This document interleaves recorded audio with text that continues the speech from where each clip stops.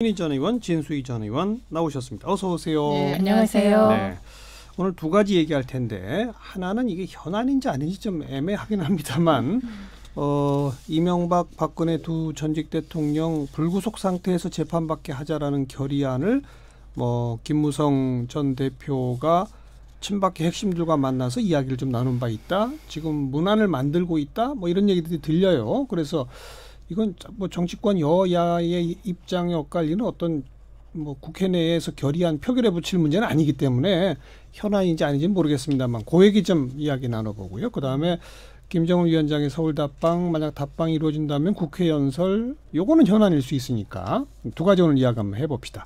먼저 그 불구속 상태 재판권 이 얘기 딱 나오니까 우선 최민희 전 의원 어떠셨어요?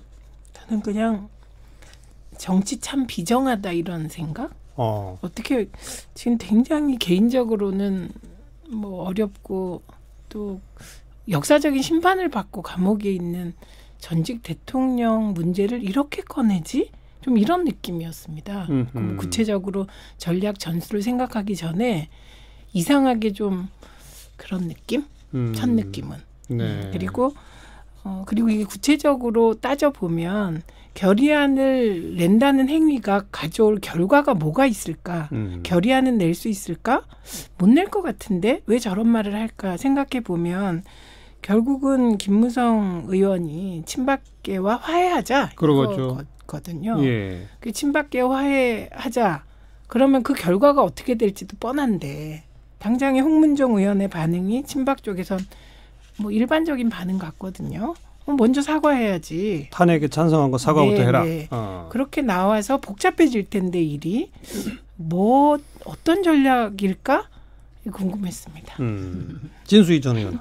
정치적으로 비정하다 느끼셨다는데 그 반대 아닌가 모르겠어요. 이제 탄핵시킨 대통령 그냥 석방에서 불구속 상태에서 재판받게 하자 이런 거니까 저는 그 보수 정당 주변에서 얼마 전부터 나오던 얘기라 저는 듣던 얘기인데 이제 듣는 국민들 입장에서는 굉장히 뜬금없고 좀 갑작스러우니까 그렇게 생각이 되실 텐데 하나 이제 분명하게 해둘 건 이런 것 같아요. 여기 지금 김무성 의원이 이제 비박계 쪽에서 이제 김무성 의원이 그거에 대해서 굉장히 동의하면서 적극적으로 그렇습니다. 자신이 나서겠다 이렇게 말씀을 하셨다는데 네.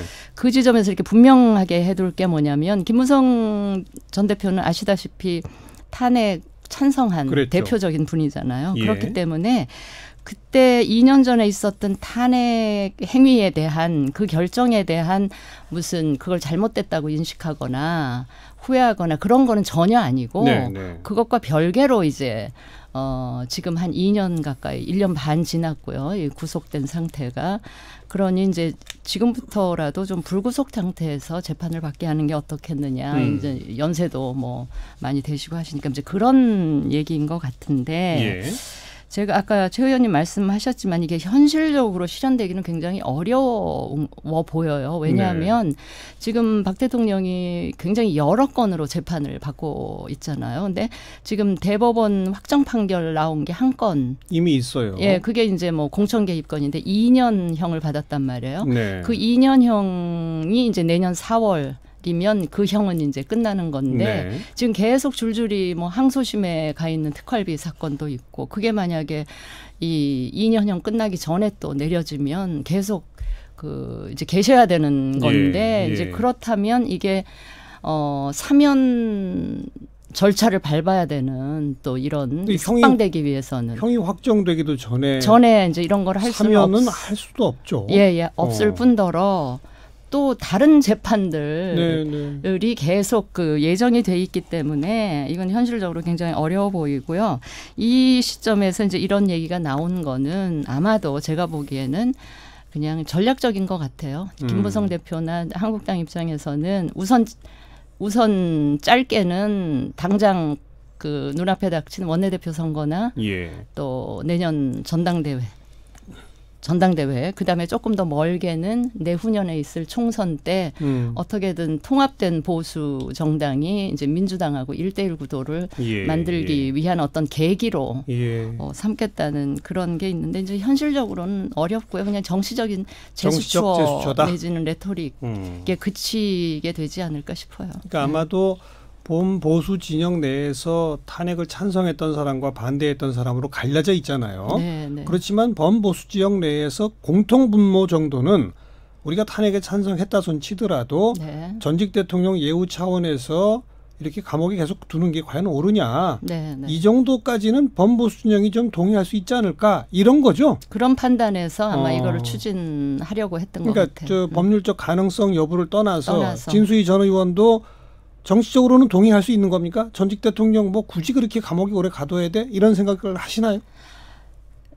일단 결론부터 말씀드리면 저는 그 동의를 하고요. 왜냐하면 우리나라의 그 법률상 원칙이 일단 그 불구속 상태 재판받는 게 큰 원칙으로 되어 있기 때문에 그런 큰 원칙 테두리에서 보면 그러니까 범한 죄는 굉장히 중하다 할지라도 또 그런 커다란 원칙이 있기 때문에 그 원칙에 준해서 보면 뭐 불구속 상태라 하더라도 더 이상 무슨 증거 인멸이라든지 더더욱 도주의 우려는 전혀 없기 때문에 또 이제 연세가 다들 높고 하기 때문에 근데 이제 한 가지 전제돼야 될 게 국민들 이제 광범위한 어떤 동의 있어야 되지 않겠나 어쨌든 싶어요. 개인적으로 정치적으로는 동의할 수 있다 그 말씀인데 최민희 전 의원은 정치적으로도 동의가 안 됩니까?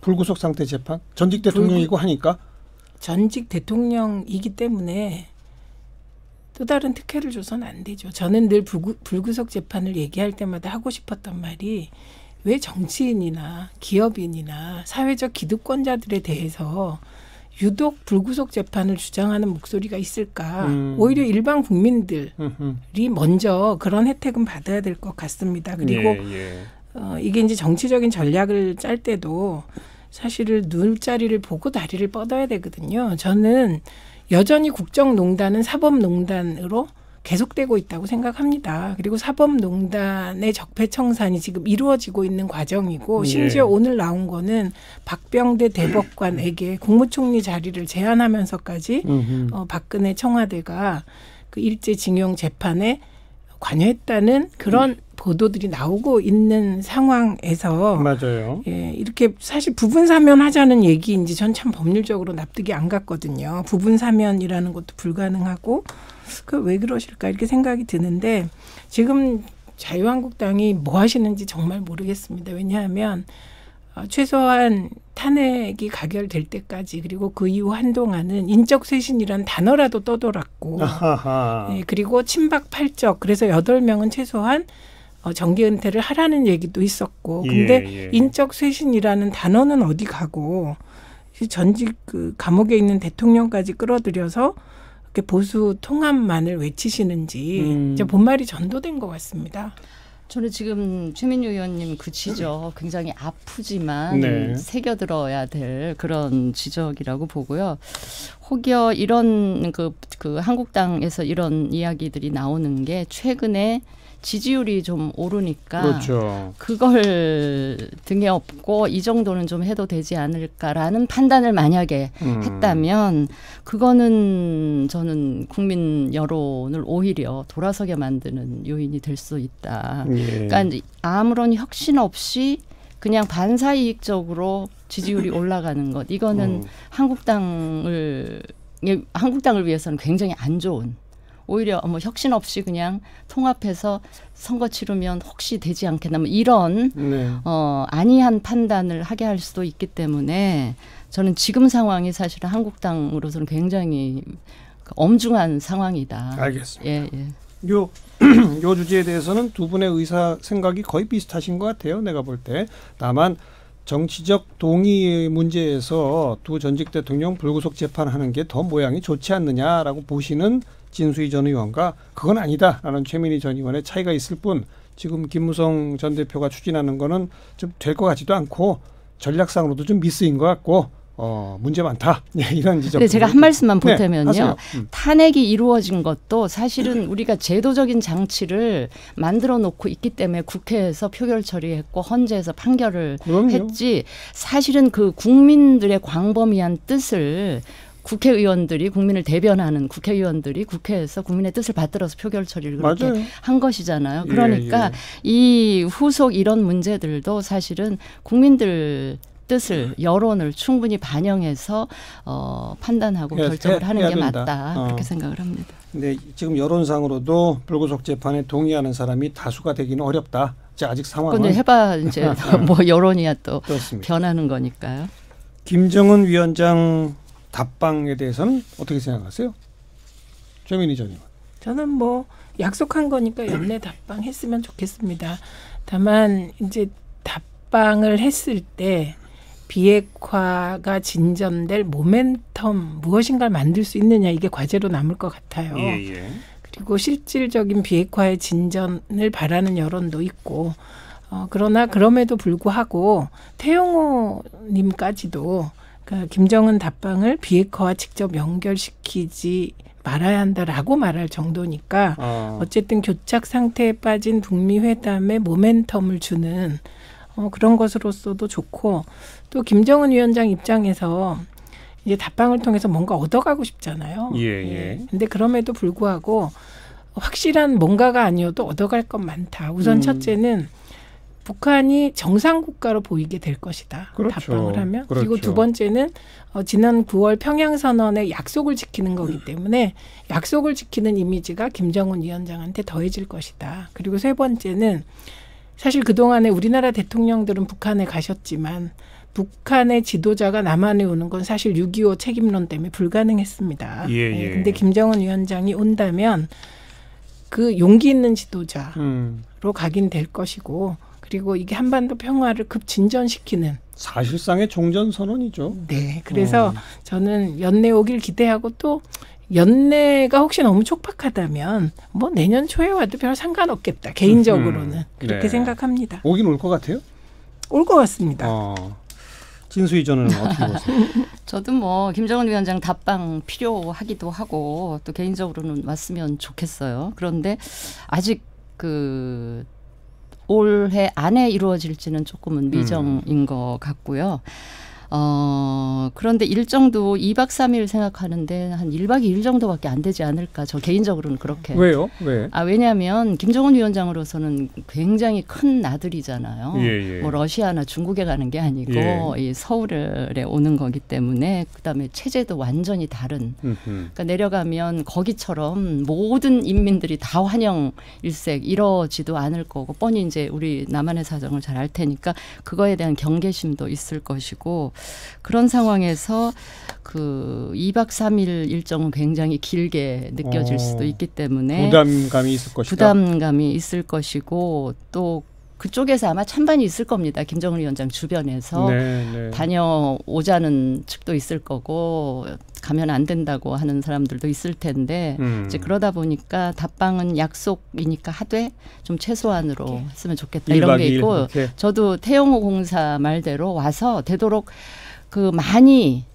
그러니까 서로 다른 체제지만 우리 체제를 많이 좀 과연 체험을 하게 될지 어떨지는 모르겠는데 워낙 삼엄한 경호, 경비, 폐쇄적인 분위기 속에서 이루어질 수 있어서 그렇지만 이제 그런 기회를 가졌으면 좋겠다 싶고요. 저는 이 대목에서 문재인 대통령 말씀에 대해서 그 좀 지적을 드리고 싶은 게 뭐냐면 지금 이제 여론조사에 보면 답방 찬성하는 비율이 60%, 그다음에 반대하는 비율이 30%인데 아마도 그거는 진보 진영과 중도층에 있는 분들은 찬성 입장이시고 이제 보수 쪽에 있는 분들이 한 30% 되는 것 같은데 이런 상황임을 좀 염두에 두셔서 뭐 온 국민이 반대하는 30%의 국민들 마음도 헤아리셔서 말씀을 뭐 온 국민이 쌍수를 두고 환영할 이런 말씀보다는 이 김정은 위원장의 답방은 우리가 비핵화의 목표로 가는 과정에 꼭 필요한 일이니